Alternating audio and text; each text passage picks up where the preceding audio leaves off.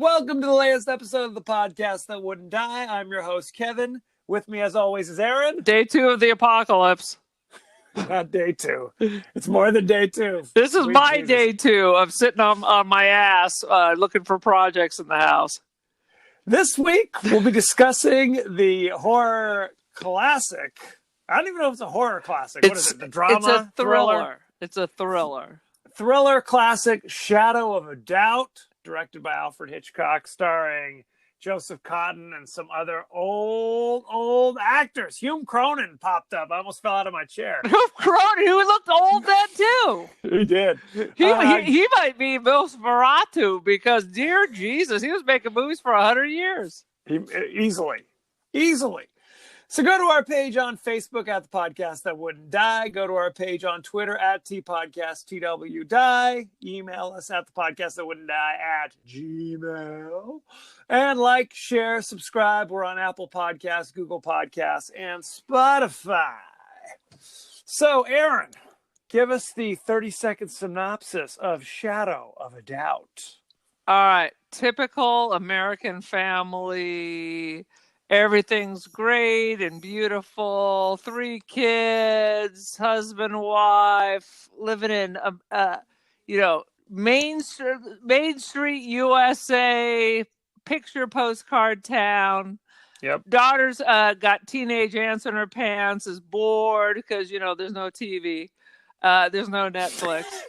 There's a lot of scenes of people just laying on their beds, just contemplating their existence. Staring at the cracks in the ceiling and reading. Yes. Good God. So she decides to stir things up and wants her favorite uncle to come and visit. But coincidentally, the uncle has just sent a telegram that he is on his way. Coincidence? He arrives. He's acting a little shady. He's acting a little suspicious. But the favorite niece is going to figure out what's going on because she thinks that they are so simpatico, that they are of one mind, but she wrong. And she uncovers the secret, and Uncle tries to bump her off, but in the end, innocence and virtue reign supreme. It's more, they seem to have like a psychic link. Something. She's named after him. Yes, Uncle Charlie and Little Charlie. Yes. As she's often called. Exactly. This is the mom's younger brother. She just weeps just thinking about him, wants him to stay there forever and ever. Truly loved. Although we don't know the last time they saw each other or what their story is, but this is the favorite relative, except by the husband. He could care less. Well, and that's the thing, is it's like, it has to be often enough for the daughter to give a damn. Right. It can't be like, well, you met him when you were 5. You know what I mean? It's got to be, he's breezing into her life every now and again. That and letter writing, because phone calls are too expensive. That's why he sent a telegram instead of just picking up the damn phone. Right. Phones existed at this point. Yes. But they call this movie Shadow of a Doubt. I don't think there's much of a doubt. Wouldn't you? At first, you're like, oh, yeah. No. It's straight up there. There's no red herrings. There's no nothing. There ain't no shadow of a doubt. The only shadow of a doubt would be the niece. How much she's suspicious. Well, she isn't initially. It's like, we got to, let's just jump right in, He's acting peculiar from the moment he arrives. Well, so the movie starts with homie, Uncle Charlie, chilling in his flop house, smoking a cigar with piles of money next to him. And there are people after him. He's got like $40,000. Back then, you buy a house for like $3,000 or $4,000. This is like 1941, 1942. Yeah, they said it was like a mill, a cool mill. He was carrying around with him. So why are you at a Floppy McFlopperston's? I think you could afford a better hotel. Right. People are after him. People are chasing him. They're following him. So he said, and he's in like New York at this point, I believe. I believe so. And he's like, I'm going to telegram my sister who lives in Santa Rosa, California, that I'm coming. I'm taking the train. And oh my God, I can't train, even imagine. How many days did it take a week on the train? Oh, my Lord. baby takes the morning train. Just taking the morning train, the afternoon train, the evening train. Several evenings. But he's like quarantined himself under he's told people he's ill or he's infirm. So they have like a weird black curtain surrounding his little like chair on the train. So no one messes with him or no one can look at him. It looks like one of those curtains. Like, remember when Lucy went to California or we're coming back from California, they took the train, like when they switched the seating units into upper and lower beds. That's what it looked like because they had the curtains around it. Right. It's something like that. Smash Cut Santa Rosa. It's like you said. It's an idyllic little community. Everybody knows each other. Absolutely. Everybody. Like everywhere. Charlie, little Charlie. I'm just going to call her so there's no confusion. Everywhere she goes, people call her Charlie by name. Right. You know, the crossing guards yelling out, "Charlie, why are you crossing against the light?" She goes to the library. It's a busy little city. I mean, it's not like Mayberry where you see one person walking down the street. The streets are pretty packed. People are coming and going. Everybody knows everybody in this little town. Now, in what should have probably been a spoiler, not a spoiler, but kind of a foreshadowing, we see, first time we meet little Charlie, she's laying in her bed kind of thinking about things in the exact same way that Uncle Charlie was earlier in the movie. Oh my God. No, I did not. I just thought of something. What if there's a part 2 and this time little Charlie has flipped? Why not? Maybe the insanity is passed down to another generation. Right. Exactly. From uncle to niece. Exactly. As it so often does. So we don't know what's up with Uncle Charlie. We know something's up though. So she's like contemplating, ennui or existential angst, something along those lines. And she's like, I don't know if she rides that deep. Well, and that's the other thing. It's like, how old is she supposed to be? I thought she was like 13 when we first meet her. No, I guess she's graduated high school. I think she's graduated high school. Right, because eventually it becomes clear, like, dudes are after it. Like, hey, how you doing, sweet How cheeks? you doing? As they did in the 1940s. As they did in the 1940s. So she's like, life is boring. I'm going to invite my favorite Uncle Charlie to come visit. And she's literally starting to write the telegram when, of course, she gets the telegram saying, hey, it's Uncle Charlie. I'm coming to town, which is another one of those psychic connection things. Oh, she don't even know what boring is. Just while she's locked in the room during the virus debacle. You know, exactly. You know what she could have done? You know how you get unbored in like 1941, 1942 is get an effing job. What does she do? Just wander around, lay on her bed and stare at the wall for hours at a time until mercifully the sun goes down and she can go to sleep? I mean, you know, little sister Anne is reading books from dusk till dawn. I mean, what else? Little, what's his name? She's Roger? a little on the spectrum, right? Just a splash. Just a splash. Yeah. The parents seemed very old. Didn't the parents seem like they were in their 60s? Like for little Charlie, that seemed about right. But how you have two miracle childs, I don't know. They seemed way too old to be having these little munchkins. But like we talked about in the Three Stooges, maybe they're 30 years old. We don't know. People aged terribly back in the old days. It was a hard life. It was a hard life, to say the least. So they go to meet Uncle Charlie at the train station, who, again, steps off the train acting all infirm. But when they see him, it's like Usual Suspects. It's at the end of the movie, he snaps out of it. Hey, I'm cool. You look like you were sick, Uncle Charlie. Me, I'm as fit as a horse. What are you talking about? What you tell you? Are you going to believe me or your lying eyes? Exactly. And then the first of many kind of uncomfortable scenes between Uncle Charlie and Little Charlie, where they're just a little too affectionate, a little too happy to see each other, where you're like, what is happening? Is this flowers in the attic? Or if you're 18 years old, she's practically sitting in his lap. Yeah. I mean, there's affection, and then there's, hey, that's your uncle. For reals. For real. It was literally a V.C. Andrews novel. I was very upset. Sweet Jesus.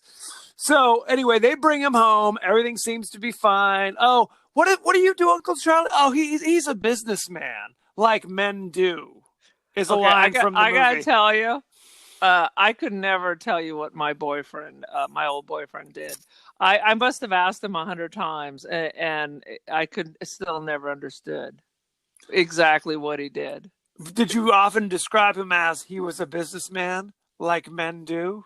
I have literally said something vague like that. I'm like, I don't really know what he does. I can give you his title, but half the employees have that title. I don't know what he does. Lovely. He has meetings. He talks to people, and he must type some stuff on a computer. And it's interesting. And it's business. So oh, good Lord. So you got the parents. You got Joe, who works as a bank teller, I guess. He supports a family of 15. Joe is one of my favorite character actors, though. That's Clarence the Angel from my holiday classics. Henry Travers is his name. There you go. I'm looking right. You think I pulled that right out of my mind? You're in for a mistake. I'm looking at IMDb right now.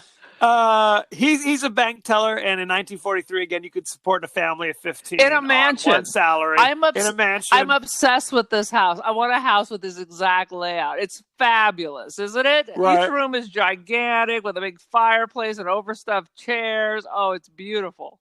You got to have it. Back in 1943. He's also kind of a mystery novel enthusiast. Specifically murder mysteries, right? Before my favorite murderer, there was this dude and Hume Cronyn. That's basically what it is. Hume Cronyn is his buddy Herbie, who comes over and they talk about mysteries, but specifically, how would you commit a murder and get away with it? And they're getting very specific to the point where Hume Cronyn, as Herbie, shows up during dinner holding a handful of mushrooms, saying, "I could give these to you and it would poison you. And you'd never know. I could mix these right in with your steak, and that'd be the end of you." Yeah. It's like, you got to pick up old rotten toadstools on the way to the house to show me. This can't just be a theoretical conversation. But good time. But I just want to say, people act like this obsession with death is somehow new with this generation. No, people have been obsessed with murder, aberrant behavior, death since Cain and Abel. That's very profound. Do you like that? That's great. One killed the other, That's the word on the street. So at one point, they're talking about how all this poison stuff is for the birds. Just give them a whack with a lead pipe on the back of the hands. Hume Cronyn goes so far as to say, like, I'd wear gloves, and I put the other guy's fingerprints on the club. Just like, yeah, but nobody would probably beat themselves to death with a club as a suicide attempt. Yeah, nice work there, Sherlock. Do you like that they're referencing Monsieur Poirot, the Agatha Christie's? Like it's they do not mention him by name, though. The little Frenchman. Not by name. The little Frenchman. But he's actually Belgium. He's not a Frenchie. He's a Belgie. Exactly. So you have it. So I don't even know when Agatha Christie was written, but apparently this is a new discovery. It's about that time. Yeah, it was about that time. You also have Emma, the mother, who doesn't have a job. She just raises the children theoretically, and also belongs to a club. And when her brother, Uncle Charlie, comes to town, she's like, "You'll be the keynote speaker at the club for the ladies." Is this what people do? It's like, hey, I'm just here to visit. I relate it all back to I Love Lucy. They always had crap like that, little clubs and things. People getting together to play bridge or whatever. Not my thing. Oh my God. But whatever. I'm interrupting. You know, Agatha Christie died in 1976. Didn't you assume that she died like a million years ago? Well, I know that, to get off on a side note, there was some mystery, like she disappeared. Like at one point in her life, people thought she was dead and thought her husband killed her. because he was having an affair. Google it. Google it. She was not. She did not. She disappeared. I want to watch that movie. She disappeared because she knew her husband was leaving her, so she went off to a spa. But this was back in the 40s. So people, if you just disappear, people get concerned. So there you have it. Good times. Good for you, honey. Let him get a little worried. the cops arrested him and everything. She's like, yeah. Good. I would have been over there having another sherry, laughing to myself. Well, it was in all the papers, and she did not feel the slightest urge to jump up and say, no, here I am. I'm fine. So, good times. I would have waited till they had the noose around his neck, and then I'd be, okay. So, were you looking for me? I didn't know. Sorry. My bad. There's no internet. This is 1940, whatever it was. So, for some reason, little Charlie has like a waltz stuck in her head. This waltz, what is that waltz? I can't remember what it is. Is it Blue Danube? Yes, maybe that's it. No, it's not that. It's the Mary, and then he likes to distract. I Googled it. Do you know what the waltz was? Well, I Googled it also. It's the Merry Widow Waltz. The Merry Widow Waltz, because later in the movie, he sees something in the newspaper that disturbs him. So he calls the kids over and says, hey, let's make easy house out of newspaper. And in 2 seconds, this guy is a wizard with the newspaper. It's now like a log cabin. But of course, little Charlie is smart enough to be like, this is strange. You ripped up Pa's paper. He will be so upset. We don't do that. Paper. Right. They were literally freaking out. Yeah. So she's being very playful with her uncle, like, you've got a secret. I can tell, but I'll find out what the secret is. Kind of. It doesn't take Poirot to figure out he had a secret. It does not take Poirot or even H. Ross Perot, whatever the case may be. one of the Perots. So she's like, she goes into his room to tell him that, and sees part of the newsprint is in his jacket. So she snatches out of the pocket to look at it, kind of, again, very playful, like a cobra, and grabs her arms. Uncle Charlie, you're hurting me. And this is where now she's really like, something's up. We were just playing around a second ago, but now stuff's getting real. Now you're getting crazy. Now it's getting real. Yeah, you're getting crazy. Mom! Uncle's hurting me. Pretty much. But that's the thing. Emma, who's the older sister of Uncle Charlie, the mom, is like you said, she is like in love with her younger brother. He can do no wrong. And she's kind of, okay, she is a cross between Edith Bunker and our grandmother. Only like simple. Right. Didn't you get, she's prone to melancholy. Yep. She's not exactly wise. She's just kind of. Right. Well, she regales the story about how, as a child, he used to read all the time, reading his books. Then one day he had an accident on his bicycle where he rammed into, what was it, a streetcar? A streetcar. And cracked his skull, and he's been different ever since. So around this time, besides studying murder was popular, psychology is murder. I mean, back in the old days, you killed people because you're bad, you know. Now they're starting, like with Psycho, they're starting to add these like head trauma causes behavior change. And then they're starting to really take this kind of stuff into consideration. Well, that's the thing. By the time trauma will make you crazy. By the time Psycho rolled around, it was just basically, he's nuts. There's no other motivation. He's nuts. Whereas in this movie, he's nuts, but they also give you kind of a motivation. This movie came out almost 20 years before Psycho. Now, I'm going to argue with you. He's nuts because there was a psychological trauma in Psycho. Yes, but and this one is more organic. He had a brain injury, which you will see with a lot of serial killers can be traced back to a traumatic brain injury. Well, other factors, of Well, course. and he kind of has these monologues every now and again about how the world's a terrible place and how women are. What did he say? Like they're cows that don't all sorts of Oh crazy. my God. It was like this huge monologue, which if he, I don't know how he gets close to these people because even with his family, he can't help but just blurting crazy shit out. And half the time the family's like, okay, well, I'm going to go cook dinner now. Basically, that's basically what happened. Emma says, Uncle Charlie, you'll have to come to the club tomorrow to meet the ladies. They would love to meet you. Women house that don't keep it in your pants for 5 minutes. That's sweaty hogs. Right. It's like, could you just keep it together until at least people leave the room before you have your feud? No, I'm looking up.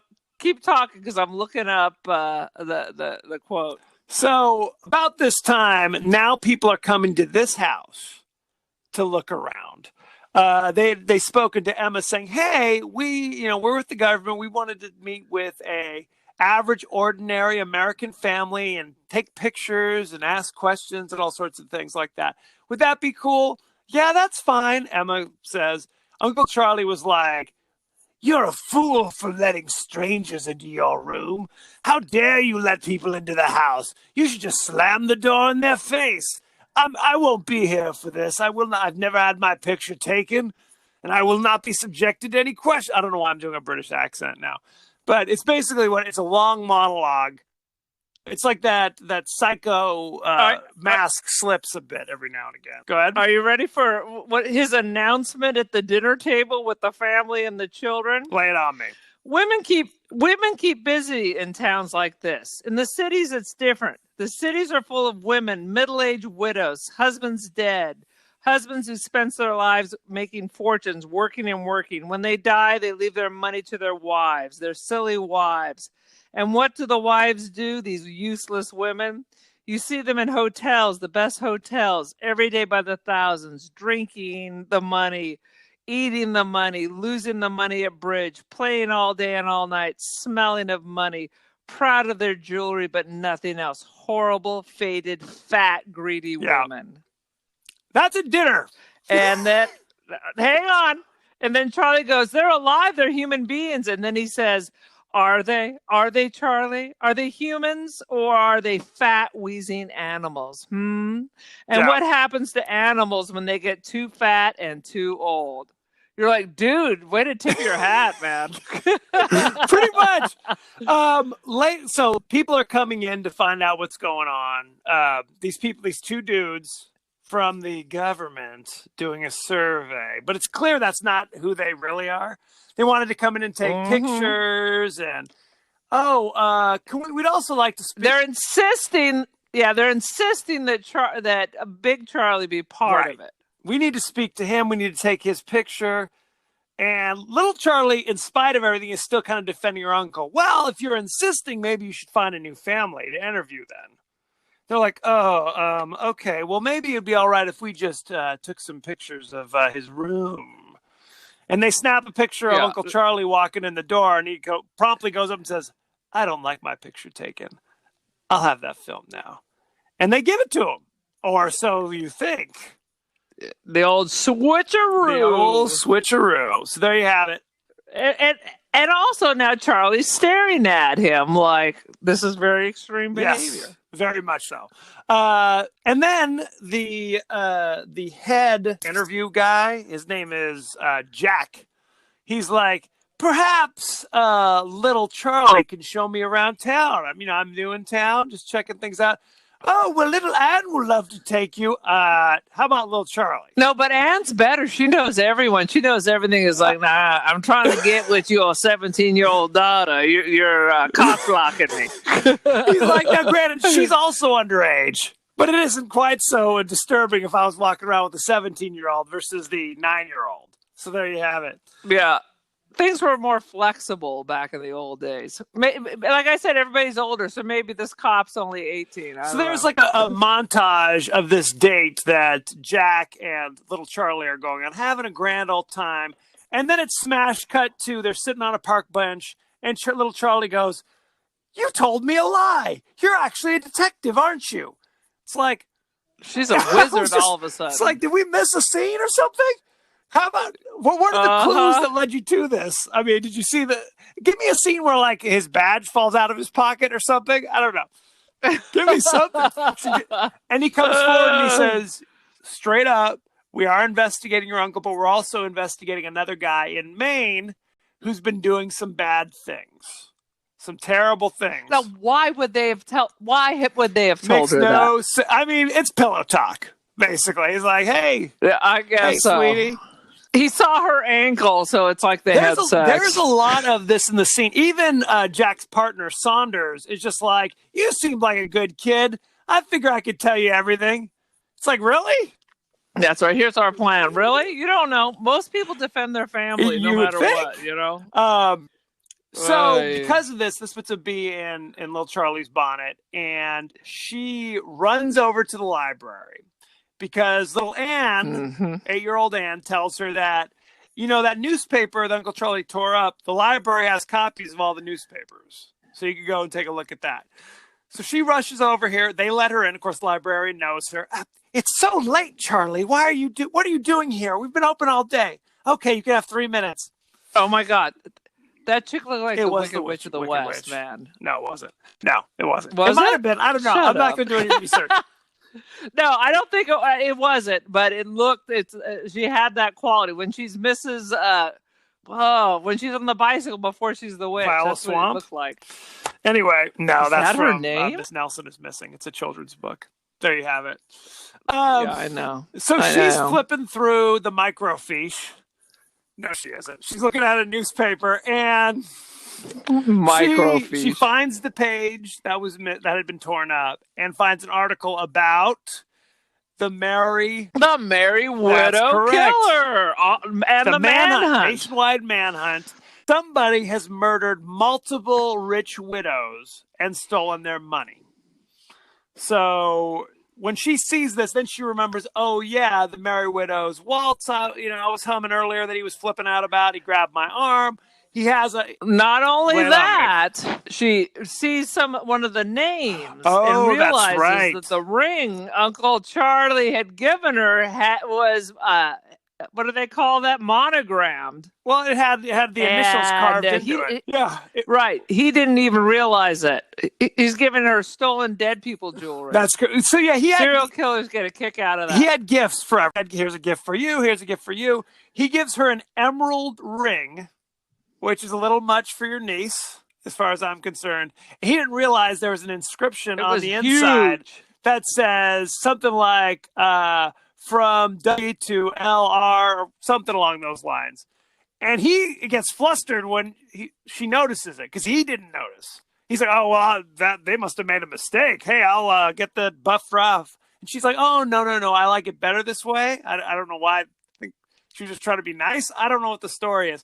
But you're right. One of the names that was mentioned gave those initials. Was like a Right. singer, somebody who had That's been correct. famous. So, because they list like the husband who had died previously, that person's initials, and then gave her the current initials of the widow who was murdered. So now it's like, okay, so now I know what's going on. It's all coming together. So now, Uncle Charlie is starting to figure some stuff out as well, because frankly, little Charlie is not exactly hiding things.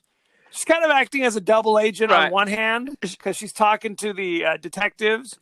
But she's also like, at one point she tells Uncle Charlie, you need to leave. You need to leave right now or you'll die. Or I'll kill you myself at one point, she says. No one's scared she of her. probably weighs 80 pounds soaking wet. And Uncle Charlie is 6'5", Well, the idea 250 or something ridiculous. Yeah. The idea is it would bring such a scandal to the family and break her mother's heart if they came in and arrested him right there. So she's like, get out of here, and then let the detectives find you And later the detectives are seemingly okay with this plan.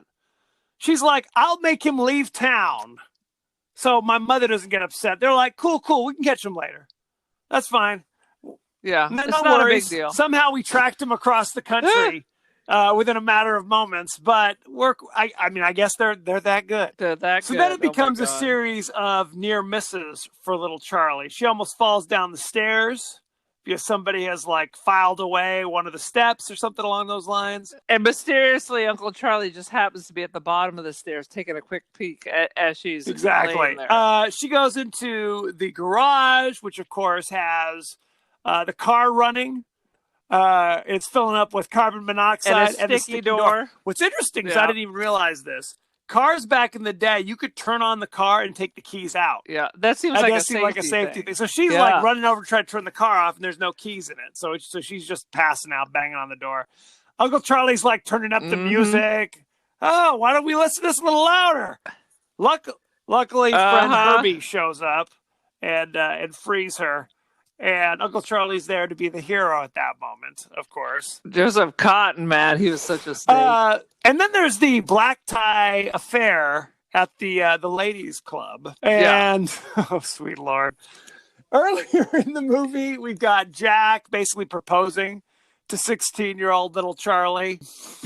She keeps getting younger. Soon it'll be like a fetus, and he's got her in a stroller. Pretty much. Jack is a grown man. He is a grown man. This girl, if you tell me she's 18, I'm looking for ID. She does look very young, but like I said, it's a hard life. At this point, after of the black tie affair, Uncle Charlie announces how he's leaving town, even though he previously said he was going to put down roots in Santa Rosa. But he's leaving with a wealthy old woman. Like she's his plan. Red flag. Red flag. Why, I'm going to San Francisco too. He's like yes, I know. Sweet Lord.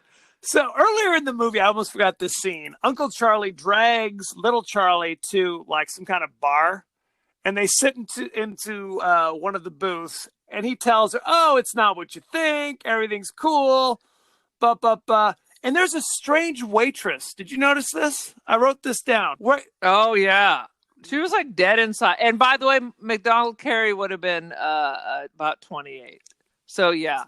Still too old. It's like 10 years older than her. Maybe she wasn't actually 16 or something. Maybe the actress. No, but we'll say she's 18, so he's still got 10 years on I guess that's all right.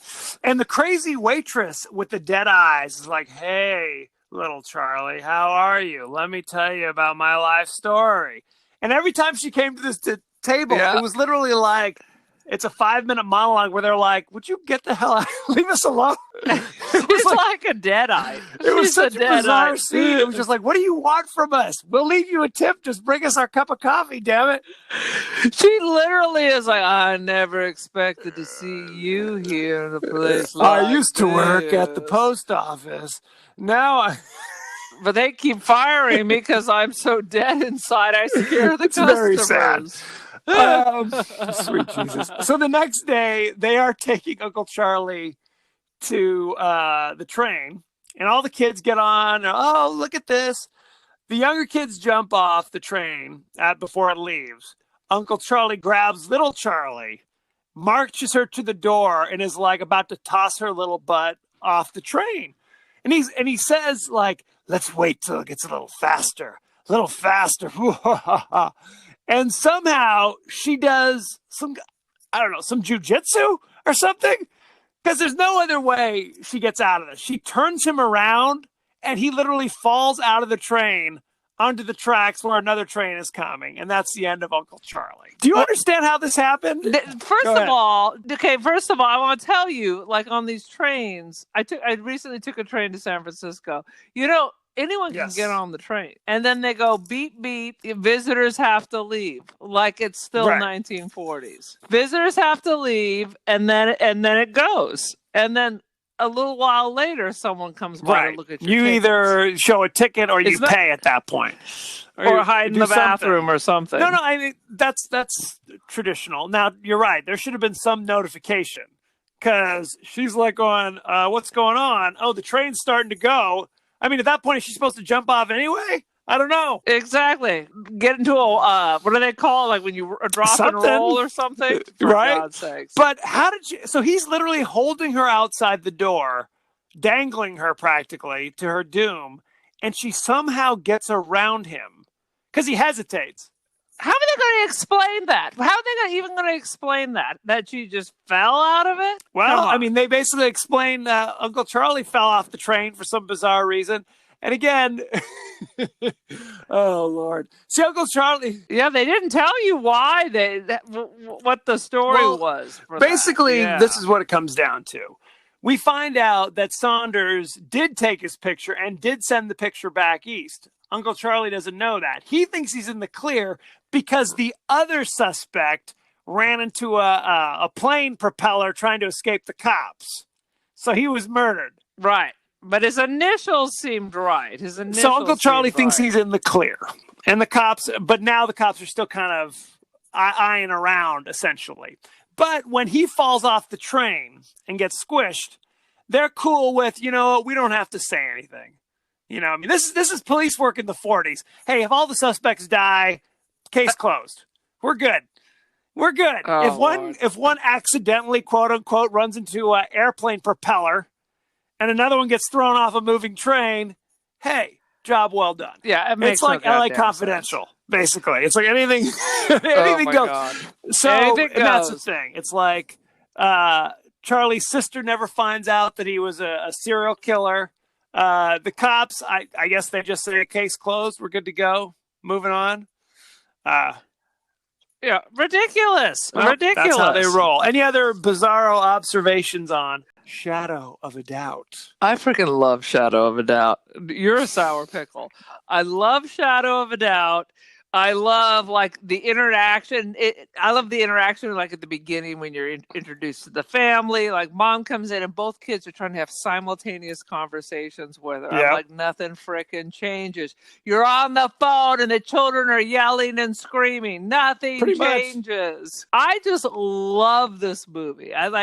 This is considered his first. He said it's his favorite. Masterpiece.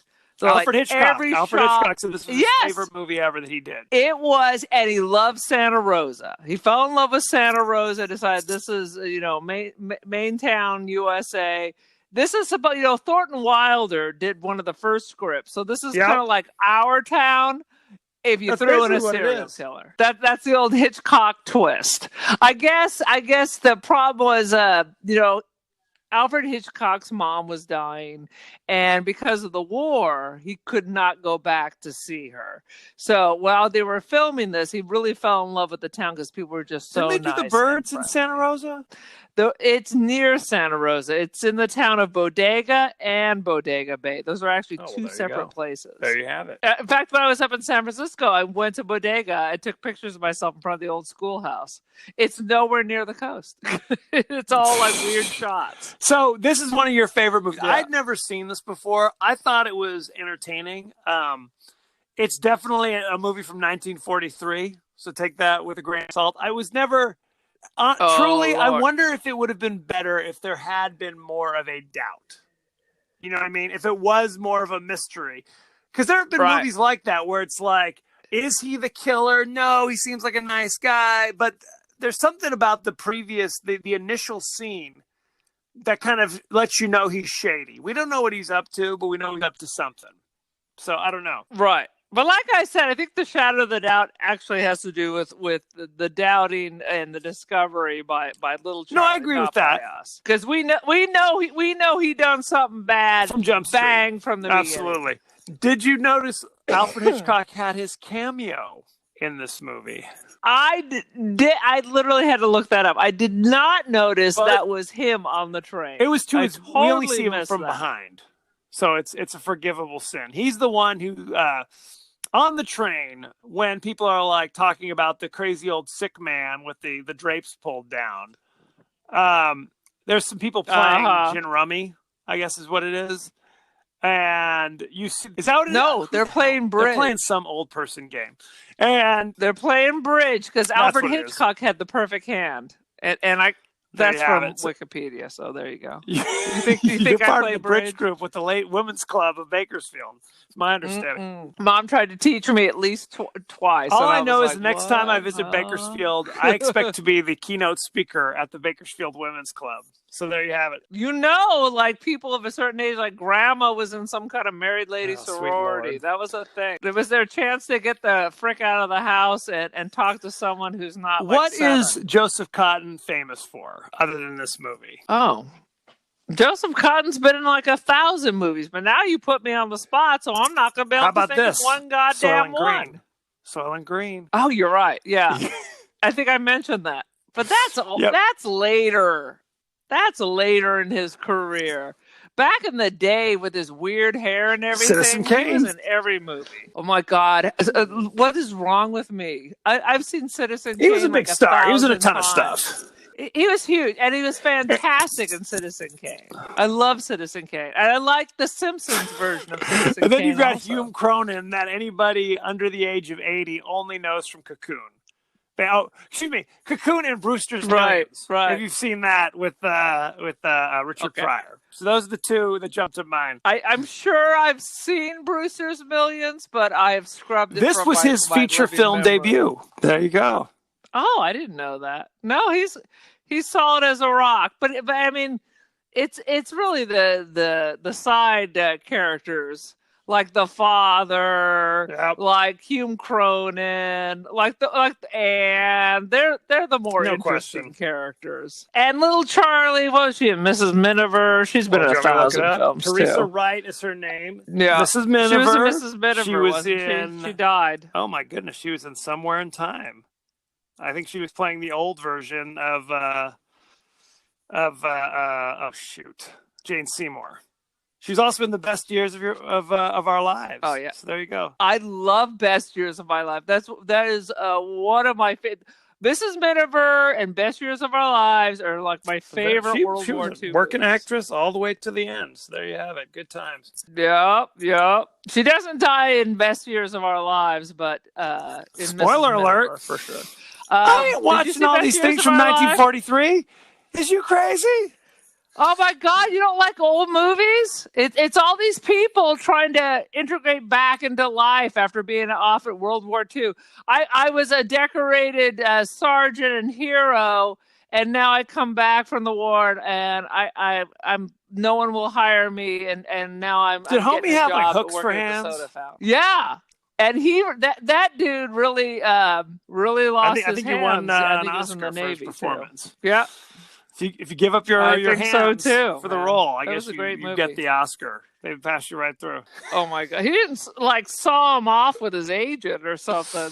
This was happened organically, and I'm sure he was never in another movie because not so progressive. I enjoyed this movie. I did, but it was by no means scary. That seems very scary. Qualified. No. It frankly was. You knew nothing was going to happen to the girl, so it was just kind of like, is she going to find out that what we already know, kind of thing, or how bad is it? I enjoyed it. I think there are other Hitchcock movies I've seen that I enjoy more. That's all I'm going to say. Okay, my top two Hitchcock. I love this Psycho. movie I love Psycho. North by Northwest with Cary Grant and Eva Marie Saint. That's a good. James Mason. That's a good one. But these are two movies from the. Was North by Northwest 59, something like that? They were much later. Color I movies. think so. I guess Psycho was black and white, but that was an artistic choice. So yeah, that was an artistic choice. And then Vertigo. I tried to go and see a bunch of scenes. We were dressing up like Vertigo and going out through San Francisco posing, but a lot of those places don't exist. Now in Santa Rosa, the house there is supposedly still in existence, but Santa Rosa it's a sad situation. Fire, anything else before we move on with our lives? Lay it on me. Oh yeah, I got a ton of shit. First of all, this is based on a true story, much like Psycho. Ed Gein. Did you know Psycho was based on a true story? Yes, Ed Gein. Well, this is based on a dude named Earl Nelson. He was harvesting people, mostly like San Francisco up. His moniker was the Gorilla Man or the Dark Strangler. He was dark because his father was Spanish, but it's the same thing. Bicycle, hit hit by a streetcar twice. He used to hallucinate music. Yep. Like the Merry Widow Waltz. His MO, though, where this differs, is that he used to go to rooming houses and murder the women. So that's interesting that this started in a boarding house. Because that was this dude's MO. In 1 year, he killed 22 women. He would pretend like he wanted to see the room and then murdered them. Well, murder, rape, lovely. Lovely. How about that? So luckily, they cut all that out. But yeah, heard music, and it's the head injury. He was sent to like a state hospital before he went on this murder rampage, but he kept escaping. So the third time, they just didn't bother to go look for him. Huh? Very creepy. Did you know there was a remake? I'd never heard of him. A made-for-TV remake. Did you just burp in my ear? I was hoping you wouldn't notice. You son of a bitch. There was a made-for-TV remake starring Mark Harmon, our favorite actor. Oh, sweet. Jeez. As the Joseph Cotton role? Absolutely. He was Uncle Charlie. Yeah, why was that? Once again, we got to go to the big book of why was that. I don't think of anybody else. Diane Ladd played Emma. Tippi Hedren. See, Diane Ladd can do the part of in my new proposed. You're gonna shop this out to your Hollywood friends. I'll give you a finder's fee. Where it's young Charlie, because she's hearing the music. There it is. Eventually becomes the serial killer. The Mary widower. That's a lot of syllables. Killer. Anything else? I think that'll do her. I can't think of anything. So, thank you very much for joining us. All right. Go to our page on Facebook at the Podcast That Wouldn't Die. Go to our page on Twitter at T Podcast TW Die. Email us. I'm begging you at the Podcast That Wouldn't Die at Gmail. Like, share, subscribe, and rate. We're on Spotify, Apple Podcasts, Google Podcasts, etc., etc. Aaron, you also have a Twitter account of your very own. The Cult of Aaron. So, come join the cult. Let Aaron know how you feel about Shadow of a Doubt with Mark Harmon as Uncle Charlie. Uncle Charlie, please do. So there you have it. Thank you for joining us, and be well. And That's stay just good away from advice. funny uncles. Under any circumstances.